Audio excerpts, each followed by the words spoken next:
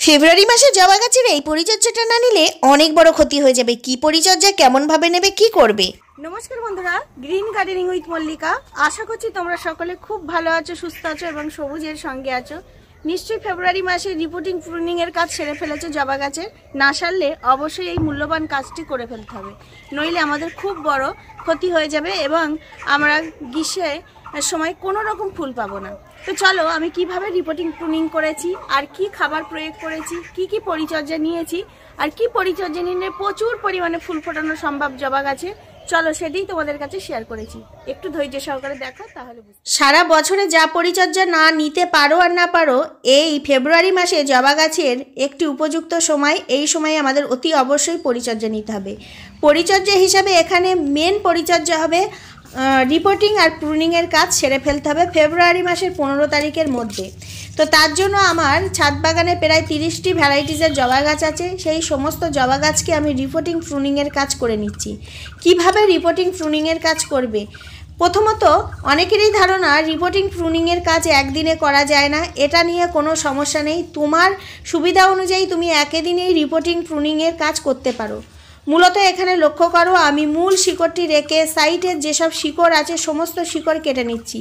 অতিরিক্ত শিকড় হয়ে গেলে গাছ পর্যাপ্ত পরিমাণে জল, খাবার কোনো কিছুই গ্রহণ করবে না এবং আস্তে আস্তে গাছের চেহারা বিবর্ণ হয়ে যাবে। গাছের পাতা হলুদ, কুঁড়ি ঝরা এই সমস্যা আসবে এবং গাছ আস্তে আস্তে মরে যাবে। সেক্ষেত্রে বছরের একটি নির্দিষ্ট সময়ে আমাদের রিপোর্টিং প্রুনিংয়ের কাজ সেরে ফেলতে হবে।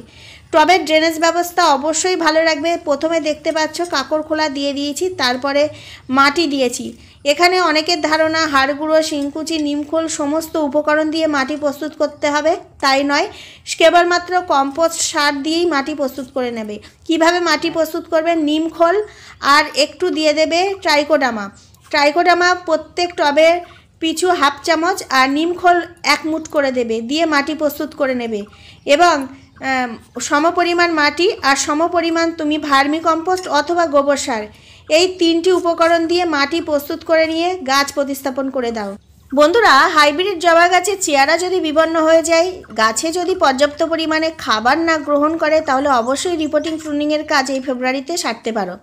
ছাদ বাগানে প্রায় 30টা ভ্যারাইটিসের গাছ থাকার জন্য আমি প্রত্যেক দিন 4 থেকে 5টি জবা গাছ এইভাবে রিপোর্টিং প্রুনিংয়ের কাজ সেরে ফেলছি। অনেকের ধারণা রিপোর্টিং প্রুনিং একদিনে করা যায় না। না, অবশ্যই করা যায়।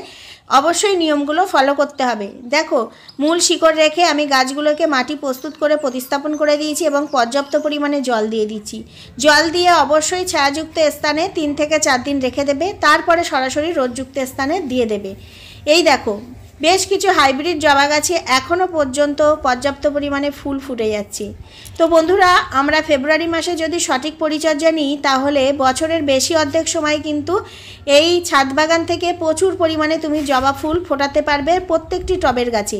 এখানে লক্ষ্য করো, বেশ কিছু জবা গাছ মাত্র 1 সপ্তাহের মধ্যে কি অসাধারণ গ্রোথ হয়েছে দেখতে পাচ্ছ।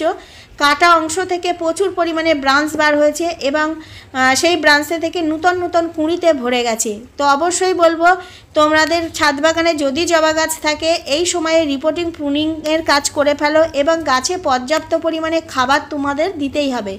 এই সময়ে তরল লিকুইড কোনো রকম খাবার না প্রয়োগ করে আমি একটি আদর্শ খাবার প্রয়োগ করেছি, যে খাবার প্রয়োগ করলে তুমি সারা বছর পর্যাপ্ত পরিমাণে ফুল তুমি পেতেই থাকবে। এই খাবারটি প্রত্যেক মাসে একটিবার প্রয়োগ করতে হবে। এর পাশাপাশি তরল সার কিভাবে তৈরি করবে তার আপডেট আমি শেয়ার করতেই থাকবো। বন্ধুরা, রিপোর্টিং প্রুনিংয়ের কাজ মাত্র 1 সপ্তাহের মধ্যে আমি সম্পূর্ণ করে ফেলেছি। আমার ছাদ বাগানে যেহেতু প্রচুর পরিমাণে জবা গাছ আছে, হাইব্রিড এবং দেশীয় ভ্যারাইটিস জবা গাছ মিলে, সেহেতু আমি সমস্ত গাছ রিপোর্টিং প্রুনিংয়ের কাজ প্রায় 1 সপ্তাহ লেগে গেছে। এবং 1 সপ্তাহ পরে আমি এই গাছগুলোতে কি খাবার প্রয়োগ করছি, কি যত্ন নিচ্ছি, চলো সেটি শেয়ার করব। তোমরা এখানে ভালো করে লক্ষ্য করো, প্রত্যেকটি জবা গাছ কিন্তু অসাধারণ হতে শুরু করেছে। মাত্র 1 সপ্তাহের মধ্যে প্রচুর পরিমাণে ব্রাঞ্চ বার হয়েছে। কোনো রকম খাবার আমি এখন আপাতত প্রয়োগ করিনি এবং খাবার প্রয়োগ করলে এই গাছগুলো আরও বেশি ঝোপালো হবে, প্রচুর পরিমাণে ফুল পাওয়া যাবে এবং এই গাছের গ্রোথ সম্পূর্ণ ফিরে আসবে। দেখো, কাটাই ছাটাইয়ের পরে মাত্র 1 সপ্তাহ পরে এখানে দেখো প্রত্যেকটি জবা গাছের ব্রাঞ্চ দেখতে পাচ্ছ কি অসাধারণ হয়েছে। দেখো, কাটাইয়ের পরে সমস্ত জবা গাছে কিন্তু প্রচুর শাখা বার হতে শুরু করেছে। এবার মূলত আমাদের আদর্শ একটি খাবার প্রয়োগ করতে হবে। বিশেষ কিছু খাবার নিয়েছি, এই খাবারটি জবা গাছের জন্য আদর্শ খাবার। এখানে আমি নিয়েছি শিংকুচি, হাড় গুঁড়ো, এছাড়াও নিয়েছি নিম খোল, সরিষার খোল, ডিএপি, এপসম সল্ট আর চুন। এই উপকরণগুলো সমস্ত কিছুই নিতে হবে এবং তোমাদের যদি জবা গাছ বেশি পরিমাণ থাকে তাহলে সমস্ত খাবার প্রত্যেকটি গাছের জন্য 1 চামচ করে নেবে। আমি প্রত্যেকটি উপকরণ 1 চামচ, যেমন হাড় গুঁড়ো, শিংকুচি, নিমখোল সমস্ত উপকরণ 1 চামচ। এই সমস্ত খাবারের মধ্যে কি কি পুষ্টিমৌল আছে, যেমন শিংকুচিতে আছে প্রচুর পরিমাণে ফসফরাস, হাড় গুঁড়োতে আছে প্রচুর পরিমাণে ক্যালসিয়াম, এছাড়াও এই যে চুন আছে, চুনে আছে প্রচুর পরিমাণে ক্যালসিয়াম, এছাড়াও সরিষার খোলে আছে প্রচুর নাইট্রোজেন, ডিএপি নাইট্রোজেন ফসফরাসের সমন্বয়ে গঠিত, আর এপসম সল্ট গাছের পাতা সবুজ রাখে এবং শিকড়ের প্রচুর পরিমাণে মজবুত করে, শিকড়ের বৃদ্ধি ঘটায়। আর এখানে যে উপকরণটি আছে সেটি হলো কলার খোসাতে প্রচুর পরিমাণে পটাশিয়াম থাকে। তো এই সমস্ত উপকরণগুলোকে আমি যে কোনো কম্পোস্টের সঙ্গে মিক্সড করব, অথবা পাতা পচা সার অথবা গোবর সার আমি 500 নেব, তার মধ্যে মিক্সড করব। বন্ধুরা, এখানে 500 আমি নিয়েছি ভার্মি কম্পোস্ট। 500 ভার্মি কম্পোস্টের সঙ্গে এই উপকরণগুলো মিক্সড করব। অবশ্যই গাছের পরিমাণ অনুযায়ী সমস্ত খাবার নেবে। বন্ধুরা, সমস্ত উপকরণগুলোকে একসঙ্গে খুব ভালো করে মিক্সড করে নিয়ে প্রত্যেকটি টবের মাটিতে আমি এবার প্রয়োগ করব। প্রত্যেকটি টবের মাটিতে 1 মুঠ করে দেবে। এছাড়াও আমি এখানে টবের মাটি এক্সট্রা করে খুঁজবো না, কারণ আমি রিপোর্টিং প্রুনিংয়ের কাজ করেছি মাত্র 1 সপ্তাহ হয়েছে, মাটি এমনিতেই আলগা আছে। তো চলো, প্রত্যেকটি গাছে অবশ্যই এই ভারী খাবারটি প্রয়োগ করবে, তারপরে 1 সপ্তাহ পরে তুমি দেখতে পাবে কি চমৎকার একটি রেজাল্ট আসে। এবং প্রত্যেকটি টবও আমি চেঞ্জ করে দিয়েছি। তো দেখো, এখানে আমি এইভাবে প্রায় 1 থেকে 1.5 মুঠ করে দিয়ে দিচ্ছি। তোমরা অবশ্যই এই খাবারটি প্রয়োগ করবে। খাবার প্রয়োগের পরে জল দিতে কিন্তু ভুলো না, পর্যাপ্ত পরিমাণে জল দিয়ে দেবে। খাবারটি অবশ্যই বিকাল টাইমে প্রয়োগ করবে। ব্যাস, আরও একটি আদর্শ পরিচর্যা, কীটনাশকেরও কাজ করবে এবং খাবারেরও কাজ করবে, সেটি হলো গুঁড়ো হলুদ আর এপসম সল্ট। খুব ভালো করে মিক্সড করতে হবে, করে গাছে স্প্রে করতে হবে।